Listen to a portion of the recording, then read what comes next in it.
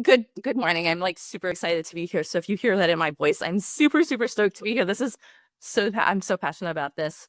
Um, as we think about the people who are part of our high demand groups and relationships and our financial implications, the financial implications often keep them from leaving the group, as well as impacts them as they navigate life outside of the group. Nearly every decision that we make about life is influenced by our money, where we live, what we eat, choices in healthcare, our transportation, our future job, travel, education, our experiences. So many of our daily lives have a link back to whether or not we have money and our access to money. I don't have to ask many of you to imagine having no access to money, even though you want to leave your current situation, because even if you want to leave your current situation, because most of you have had this experience. So here's a little bit about me, just so you know a little bit about where I come from. I grew up in a coercive, controlling, abusive home as a child, named the abuse and it happened. But I wasn't in a position to do anything about it at the time. I graduated high school a year early and I left 3 weeks later. I was pretty much shunned after that, and my mother, I saw her about 5 times over the next 2 years till she called me up one day and she said, "I'm ready to leave your father. Can you help me?" I went back home for a couple of months to help her, and then I moved out again. I didn't live in the same place as the rest of my family. Grew up in South Texas. My mother's family was in Ohio. My father's family that had already disowned us was in Florida.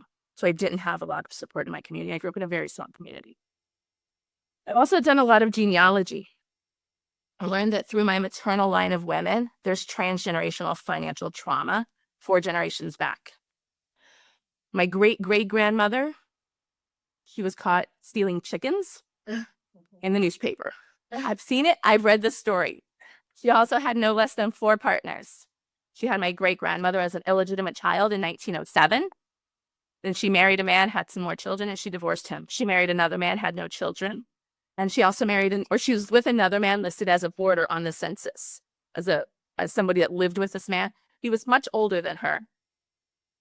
And unfortunately, he lost his life on the railroad tracks. She got out of the car, he didn't, and the train hit them. So then I look at my great-grandmother. She had 16 children. 14 survived childbirth. Her husband, my great-grandfather, had been in a work accident, and he was injured. And when she still had 6 children at home, he died. She had no access to money, and she had no job or skills.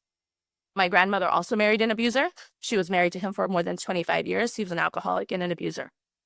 My mother was 16 when she had me. She also married an abuser. She didn't have job skills. She didn't get her GED until she was in her 30s. And even after that, she struggled.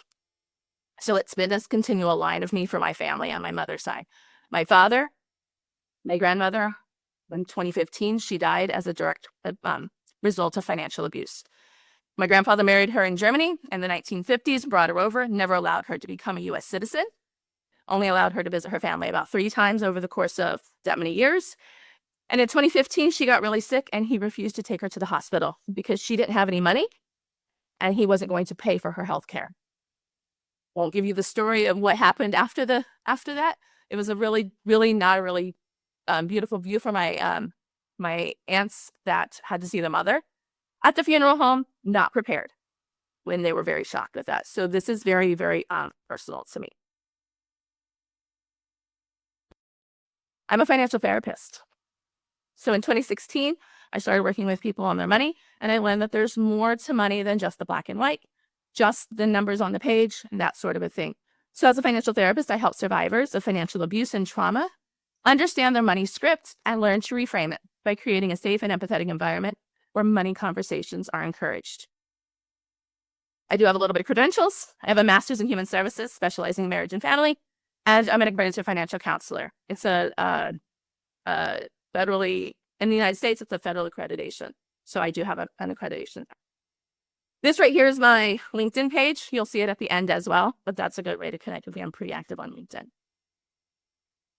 So today, this is what we're going to talk about: how I define cults whenever I'm using it in my practice, and financial trauma, the need for financial therapy, and the need for financial awareness, the concepts that we'll talk about that, and the importance of collaboration in our field. So what is a cult? We're obviously here at a cult awareness conference. We all have our own version of how we describe that. This is how I describe it. It's going to be a little bit more wordy than I like to do, but I know we're in a cross-cultural communication, that sort of thing. So I want you to be able to take a picture or read it as well. A group or a movement characterized by intense or excessive devotion to a person, ideology, or a mission, in which coercive and psychological manipulation methods are used to influence and control members. The methods may include these: isolation from supportive relationships, erosion of personal agency and critical thinking, exploitation of vulnerability through heightened suggestibility and dependency, emotional or spiritual abuse, rigid control of information and narrative, and the use of fear, guilt, or shame to discourage questioning or learning. I do not classify any specific group, organization, relationship as a cult. I allow my clients to use this as an idea of how they can define it for themselves. A little bit more continued. Such environments, the impact of this, such environments often create chronic psychological stress, attachment disruption, and complex trauma responses in all avenues of our relationships. And obviously, while members initially join seeking connections, meaning or healing, the group's structure and practices frequently serve the interest of the group's leader at the expense of the individual well-being, often resulting in deep harm to the members, their families, and the wider community. Here's the kicker. Financial trauma is often experienced by members, especially women, are exceptionally vulnerable to this. Not that men aren't, but women are even a little bit more vulnerable, we find. So I'm going to share a story. It's my friend's story. She was part of a group that I would call a cult, and she does as well. She was isolated from the outside community, exploited, abused, provided a strict narrative that she was required to adhere to, and the group instilled significant fear, guilt, and shame. Now let's look at her financial situation. She was married to an older man in an arranged marriage. She took on a significant amount of the financial burden. As credit cards were in her name, since her credit was better than his, and she got a better interest rate. He also made purchases that she didn't always agree with. He withheld adequate health care from her, even when she was pregnant and had difficulties. He drained all of the liquid cash from the accounts, and most of the cards ended up maxed out pretty quickly. They often asked friends or family for money, and he made decisions for their housing to be more expensive than necessary by living in extended stays or hotels instead of having a consistent home or apartment. He had a little bit of paranoia that people were looking for him. The last couple of years when they were together, he stopped paying taxes and then ended up with a huge tax liability that she didn't know about. When she summoned up the courage to leave, she had little access to money. Relationships had already suffered from previously asking for help that wasn't repaid, and she didn't have the ability to extend her credit because everything was maxed out. He had also limited her education opportunity and her job skills, so that proved challenging with needing to support herself and her new child. This was only her financial impact of leaving, not everything else: her safety, her anxiety, her fear, the abuse, and more. All that also plays into other financial decisions that she's continued to navigate for nearly 10 years. Financial trauma. Who's heard of the word financial trauma? Anybody heard of financial trauma? Okay, good. I define financial trauma as this. Again, I'm going to give you the verbiage here. A one-time event or a series of events, whether directly experienced or witnessed or even perceived, that significantly disrupts your beliefs, emotions, and our behaviors around money. This trauma can alter how you view, manage, and or interact with finances, often leading to these things: the fear, anxiety, avoidance, overspending or underspending, financial codependency, and other unhealthy financial behaviors. Anybody experience financial trauma? Yeah, doesn't surprise me, right? This is our group of people. So you understand what I'm talking about from a very personal perspective. Now, how do we move that? So I'm going to tell you about my friend. I'm going to continue my story with my friend. So let's go back to her. Her financial trauma continues to manifest in ways that don't always seem obvious. You'll relate to this. Sometimes she overspends because she's received her paycheck or the child support. She sacrificed for so long, she just wants to spend the money. Sometimes, most of the time, she's very cautious to spend the money because she can't trust that there'll be more later and that someone will take it because for so long, he took it, and this was her experience. It's not uncommon for survivors to have a disassociative relationship with money because they haven't had a healthy relationship with money. They haven't formed the typical and normal-ish pathways in their brain to understand how money works as a tool and a resource. It's also a challenge for survivors to tie their net worth with their self-worth, right? We're tying our net worth with our self-worth. When we look at the bank account and we see how much is our worth, we look at the number of it. Since they often struggle with their own self-worth, we don't believe they are worthy to have money in the bank. Very common. So Inley brings up financial therapy. Anybody heard of financial therapy before? Just one. A little bit. Okay. That's where I love it. As we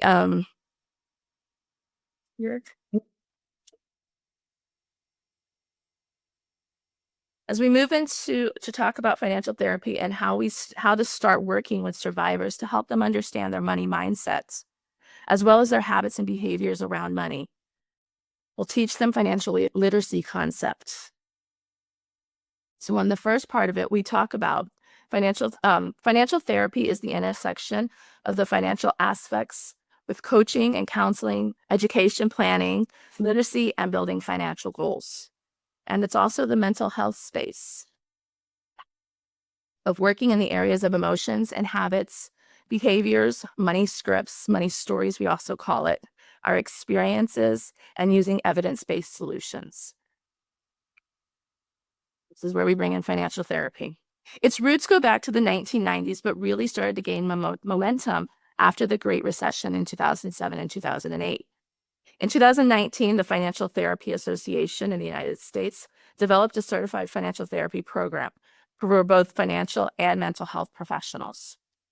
The goal of financial therapy is to help change behaviors or change the emotional aspect of something to help clients more optimally meet their goals and enhance their overall well-being. According to Dr. Christy Archuleta, one of our founders, it's bringing in the therapeutic aspects, helping clients alter their behaviors for better success at reaching their financial and relational goals with money, not doing the mental health therapy where you're diagnosing and treating mental health disorders. So there's a very distinct difference in the financial therapy. Some of our members are financial therapists, and they're more educated on the financial, in the financial field, understanding more of the financial side and adding and bridging on that mental health side. And some of our members are licensed clinical social workers, mental health therapists, psychologists, psychiatrists, things like that. And they are licensed, and so they bring on, then they're on that financial aspect of it. So understanding which field you're in and which field you're coming from is really important to the success of your client as well. When working to connect the negative money habits and behaviors with the thoughts that limit the person from moving in a positive direction, one of the goals is to instill in people a positive attitude about money and finances, which may involve more financial education to help them build more confidence in understanding of money and their money decisions. They often don't understand these things.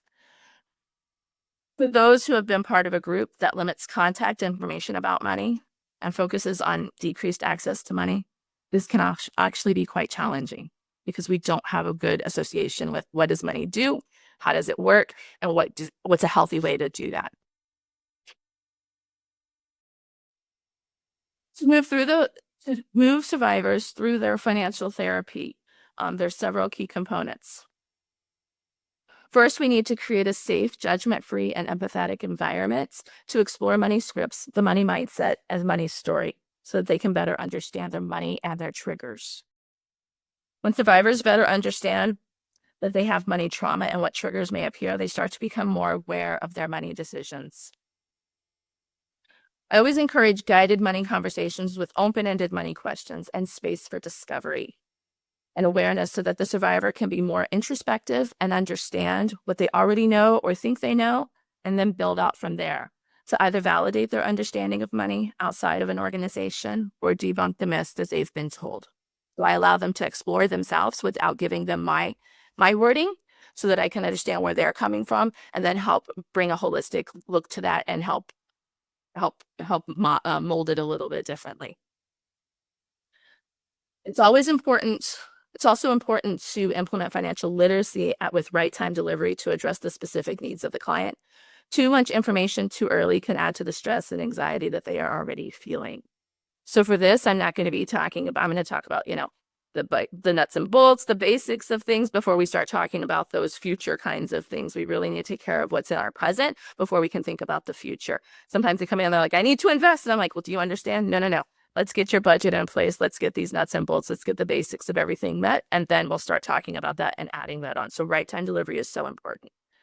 We want to do everything, but we can have to do it in those steps. So I always, often have a parking lot and like those future questions. I'm like, when we get to this stage, these are the things that we'll bring up again. And I remind them of the things that they've asked before.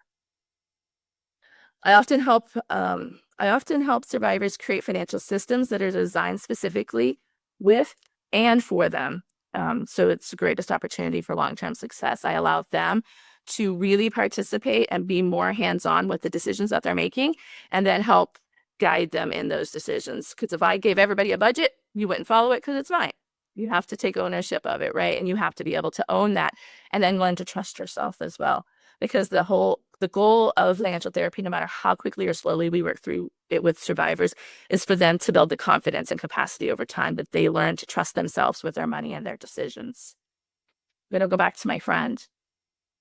She significantly improved how she has managed her money as she continues to navigate her job, being a mom to a special needs child, receiving inconsistent child support, as well as the legal bills, so that she can ensure her and her child's safety. She also knows that I'll create this empathetic environment for her to ask any questions. As she sometimes says, these are stupid questions, Heidi, but things that she doesn't understand and has no reference to because of her own experiences. It's really important that we create financial awareness as a piece of this. So even if you are in the field and you don't do financial therapy, you don't do financial stuff, just being aware of the things that they need to understand, the survivors need to understand, or those that you're working with, or that you, are even chatting with as a fellow survivor, and for you as well. It's important that we do this very intentionally. So often money is withheld from survivors while they belong to a group and they have no concept of how to use it wisely as a tool or a resource. The money reference that you and I may automatically have in our schema around money has never been built with their own experiences. So here's some topics. So understanding income versus expenses. How much money is coming in versus how much money is going out, or how much money do I need to make just to pay the bills, right? That seems like a very basic concept, but oftentimes it's not even thought about because no one's actually ever had access to it. You just show up and things happen and you get things or you don't get things. You're told yes or no. There's no exchange of money necessarily. Understanding savings and spending habits. Overspending, oversaving are often signs of financial trauma or financial abuse. Survivors want to hold on to all the money because they don't trust more will be there, or they want to spend it all because they're afraid someone will take it or they're not worthy to have it. Using credit and debt wisely. For those who live in places where you can use credit cards, have student loans, buy a house or a car with debt, these are important to teach someone who has had little or no access to money, so they don't get into a bunch of debt and create a financial problem. They're also extremely vulnerable to use credit and debt in excess. Now they have access to it, and they don't understand the implications of that. The basics of investing and trusting that it will be there later. Again, depending on where you live, this is something that is difficult for survivors. Putting money away more than just savings and trusting that the money will be there, it might even grow when they want it, is a challenging concept. It's not uncommon for them to leave their situation with nothing and have a difficult time trusting anything would be there later, especially money. The importance of insurance. Here we're talking about car insurance, life insurance, health insurance, home insurance, any type of insurance that we may need. Basics in many locations for protection in a way that is contrary to what they may know or what they may even believe or have an idea of. Risk and financial management. This is so important as we look long-term for building a financial legacy for their future and their family. They're often trying to make up for lost time and may get opportunities for schemes that will take advantage of them simply because not everyone in the financial field is really looking out for their client's best interest. Showing that the provider is a fiduciary and will take the time to educate them is so important. And all of these help the survivor build the long-term habits to achieve financial stability. It's really, really important, especially on that risk and financial management of who we're partnering with. I find that my most successful clients are those who are getting support from other professionals, whether it be in the mental health field, a supportive field, or a financial field. Collaboration with other trusted trauma-informed professionals can make a world of difference for the survivor and their future. We can't support the survivor alone. We shouldn't. They need a team and a pillar of people who they can trust so that we all can support them through our own expertise. On the left side, the purple sticky note is a group of mental health and social service professionals that a survivor may work with to help them, especially when they first leave a situation. On the right side here, the green sticky note are the different financial professionals as well as legal that can help provide financial counseling and coaching, education, therapy, and other services. Remember that the key is to find a fiduciary, someone who has their client's best interest as the most important thing. And in many situations, someone who is trauma-informed in our community may be a big factor of whether or not they're a good referral partner. Realize that many of them may not advertise all of their services, and it's good to have some options when you've pre-screened your clients before you make the referral. I don't advertise mine necessarily, so it's really important that I attend events where I'm sharing also what I'm doing, because when you look at my website, when you look at what I actually do, I look like I'm a military money expert. I don't necessarily advertise this part of it. That's something I probably will sooner in the future because I'm starting to do it more and becoming more comfortable with putting that out there. But there's several people that I know do this on the side, do it a little more quietly. So I'll tell a little bit again about my friend. My friend is, we'll go back to this one. She said, don't touch the top ones. My friend has a mental health counselor. She's had a therapist for her and her daughter. She has the doctors that know what's going on. She has not only a social worker, she also has advocates in the community as well, specific advocates. She has an education counselor at her college that she's going to, and her professors know some of her story because she is in a very unsafe situation. So she's got to be very protected so they know. And sometimes she needs, she's in class and she needs a reprieve, or she needs to go do it from home, or she's got a safety issue. So she's got to do that. And she uses a lot of the community resources. So that's on one side what she has. And then on the other side, she doesn't have a lot of money. So she mostly has me on that side. But she also has a lawyer that's helping her through the legal system, run up the bill, right? And she's got to keep paying that bill and that sort of thing. So we've got that. And she's got an estate planner in order to make sure that her stuff is protected and that her daughter is going to be protected as well. Like what else does she has? Obviously, she has a banking institution as well. She has more than one because for her, she needs to have it in different places in order to protect it from different, somebody getting access to it in different places.